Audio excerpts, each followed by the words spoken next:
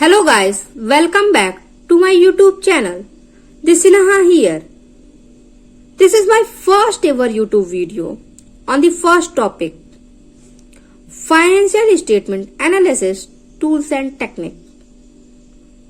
Let's have do like, share, subscribe and comment to my YouTube channel.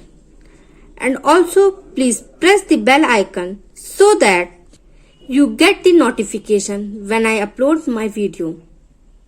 And also please share with your friends. अगर आपको मेरी video अच्छी लगे तो please like, share, subscribe करना ना भूलें और कृपया बेल आइकन को भी प्रेस करें जिससे मेरी वीडियो कोई भी अपलोड हो तो आपके पास सबसे पहले पहुंचे।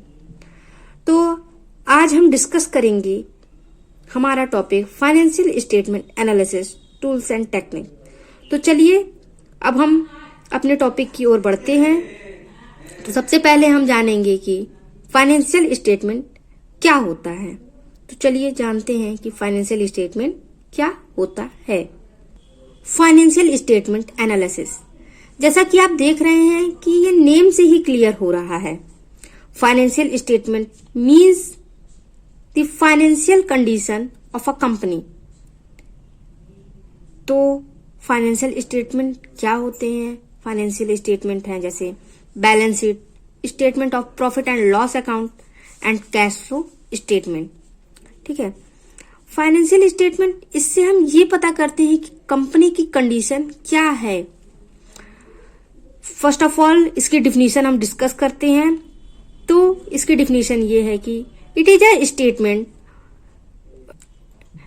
it is a systematic process of analyzing the financial information in the financial statement to understand, take economic decision।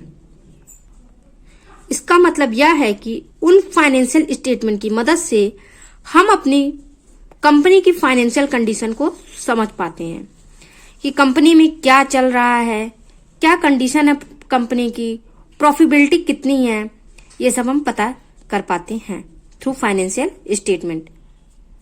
अब देखते हैं कि कौन कौन सी चीजें हैं जिससे हम फाइनेंशियल स्टेटमेंट को समझते हैं। So now we know about tools and techniques. तो चलिए अब हम फाइनेंशियल स्टेटमेंट की टूल्स और टेक्निक के बारे में जानते हैं।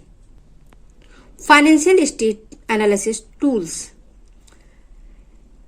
ये 4 टाइप्स के होते हैं: comparative statement, common size statement, cash flow statement and ratio analysis.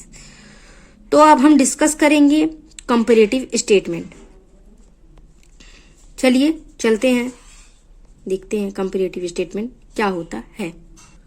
Comparative statement, these are the statement depicting the financial position and profitability of an enterprises for the distinct time frame in comparative form to give a notion about the position of 2 or more period। जैसा कि आप देख रहे हैं कि ये name से clear हो रहा है कि किसी चीज का कंपेयर करना। कंपैरेटिव स्टेटमेंट क्या है कि आप समझ पा रहे होंगे कि किसी चीज से कंपेयर करना। जैसे balance sheets of profit and loss and their different individual item है, उनके कंपैरिजन करेंगे। कंपेयर कैसे करेंगे? 2 और more year of entire time को साइड रखा जाएगा और उसको कंपेयर किया जाएगा। वही कंपैरेटिव स्टेटमेंट हो रहा है जैसा कि आप देख रहे हैं, और इसको हम हॉरिजॉन्टल एनालिसिस भी कहते हैं। ठीक है, अगर आपको समझ आता हो तो प्लीज लाइक और शेयर सब्सक्राइब जरूर करिएगा। चलिए अब हम आगे बढ़ते हैं। Common size statement, common size statement means there are the statement in which component or item of financial statement of 2 or more year are placed and converted into taking a common base। तो common size statement ये होता है, comparative में हम ये करते थे किसी चीज को कंपेयर करते थे, लेकिन कॉमन साइज स्टेटमेंट में ये है कि हम उसका डिफरेंस निकाल के कॉमन बेस को ही वो करेंगे। कॉमन बेस क्या है? टोटल। फॉर एग्जाम्पल कि जैसे हम कह सकते हैं कि टोटल साइड ऑफ लायबिलिटी, ठीक है, बैलेंस शीट्स का जो टोटल होता है वही होगा हमारा कॉमन साइज स्टेटमेंट। ठीक, चलिए अब हम नेक्स्ट वीडियो में डिस्कस करेंगे cash flow analysis and ratio analysis.